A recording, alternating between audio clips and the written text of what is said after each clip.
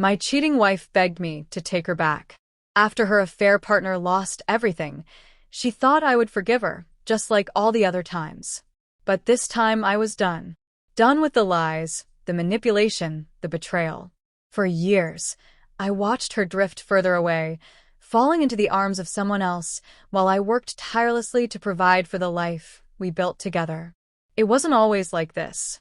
Once, we had been inseparable, a team. But somewhere along the way, something changed. It wasn't just the late nights at the office, the long weekends she spent working when I knew she wasn't. It wasn't just the whispers in our small town, or the strange text messages I found on her phone when she thought I wasn't looking. No, the real betrayal was in her decision. The moment she decided that the love we once shared wasn't enough, that she could seek excitement elsewhere. Her affair partner, Stan Morrison, was charming, smooth-talking, everything I wasn't. And for months, I had no idea. I remained clueless until Michael Hamilton, a colleague of hers, called me one day and shattered the illusion I had been living in. "Your wife's been seeing someone else," he said, as if the words didn't pierce through me like a knife. "I think you deserve to know." My world came crashing down. Years of trust, love, and faith in her suddenly felt meaningless. And the worst part? She didn't even care. She thought she could get away with it, that I wouldn't mind, that I wouldn't care about the emotional toll it would take. But I wasn't that naive kid anymore.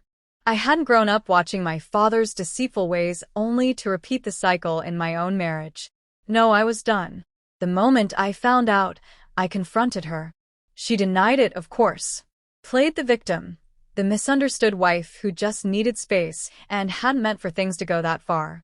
The audacity, the complete disregard for everything I had given her made my blood boil. But I wasn't going to let her lie her way out of this.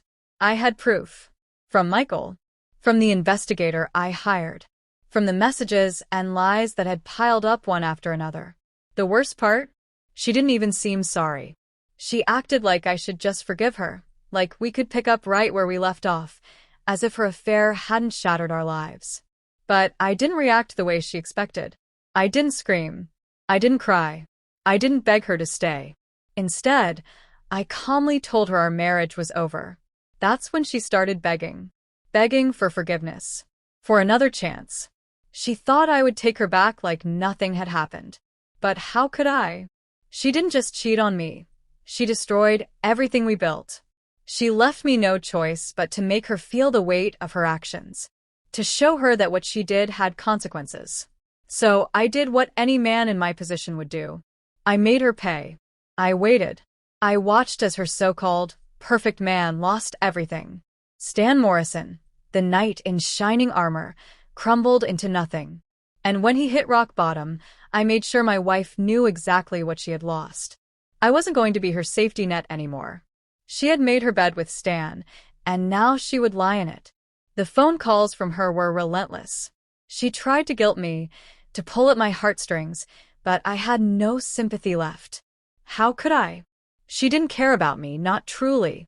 The moment her affair partner needed her, she had jumped at the chance to abandon me. But now that he was gone, she came crawling back. She called, texted, left voicemails, each one filled with desperate apologies. "I made a mistake. I'm sorry. Please, just give me another chance." But I wasn't so easily swayed. She had crossed a line that could never be uncrossed.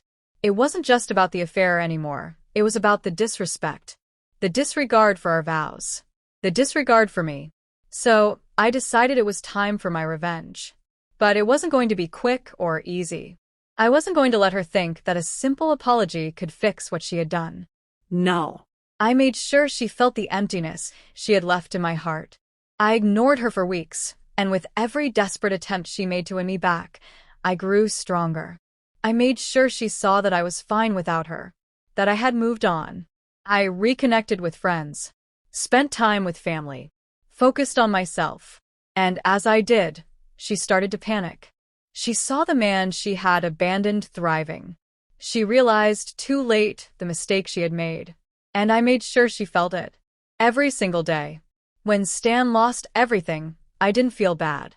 I watched as he scrambled to pick up the pieces of his shattered life.